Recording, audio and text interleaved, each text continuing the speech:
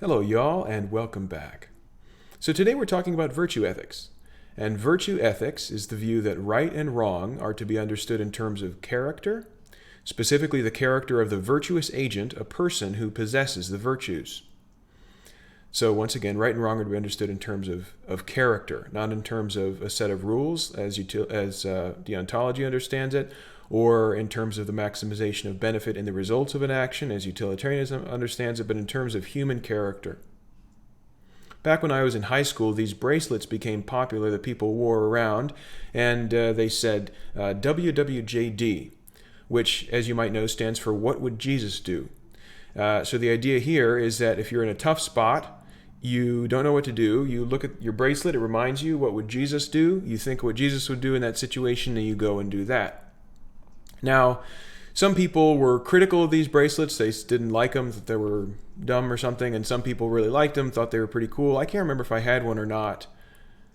I probably did. I don't know. Anyway, whatever you think about these bracelets, this is classic, straight up the middle virtue ethicist thinking. If you are in a difficult moral situation, you want to understand what to do. You don't go to a list of rules, as deontology would have it. You don't get out your calculator and calculate what would maximize benefit, as utilitarianism would have it. You think of the best person you know. You imagine what they would do in the situation that you're in, and then you go and do that. So WWJD is classic virtue ethicist thinking. Now, so construed, virtue ethics has a couple of things going for it. The first is that it captures pretty well how we, in fact, learn virtue.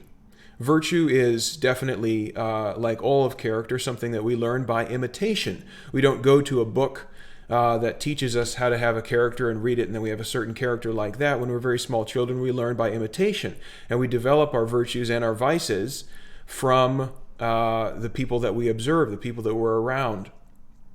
My daughter has a kind of very direct communication style, which she gets from me. I like to just look someone in the eye and tell them what I'm thinking, and not to confront them or anything. Direct does not mean confrontational, but just very straight up. She asked me the other day, she said, why Jesus' birthday is on Christmas. And I said to her, well, long ago in the 300s AD, the ancient Christians, and she said, Daddy, this is too boring for me to know. So there's something that she gets from me, that direct communication style. At any rate, virtue ethics says this is what I'm talking about. If you want to learn and understand right and wrong, do it the way that you do it when you're a child, by observing people around you. The second thing that virtue ethics has going for it, and this is an even bigger strength in my mind, has to do with difficult moral situations. What do you do when you're in a difficult moral situation? Well, if you're anything like me, you talk to the wisest person you know. You go and talk to somebody, and if you're anything like me, you'll talk to multiple people. You'll try to get the advice of multiple people on what you should do in that situation. And the virtue ethicist says this is exactly what I'm talking about. In a situation where you really need to know what to do, again, you don't go to a list of rules, and you don't get out your calculator and calculate what would maximize benefit. Not to caricature utilitarianism here, but the idea is you don't think what would maximize benefit so much as you go to a very wise person, a person that you trust, and you try to get their insight on what you should do. I'm in a situation like this myself right now. I need moral insight. What do? I talk to people that I trust. And the virtue ethicist says this is exactly what I'm talking about. So virtue ethics, the idea that right and wrong are to be understood in terms of character, is the idea that when you need to know what to do, you think of the best person you know and you imagine what they would do. Or if it's somebody that you can't consult directly, you find someone you can consult directly and you try to do what they advise you to do.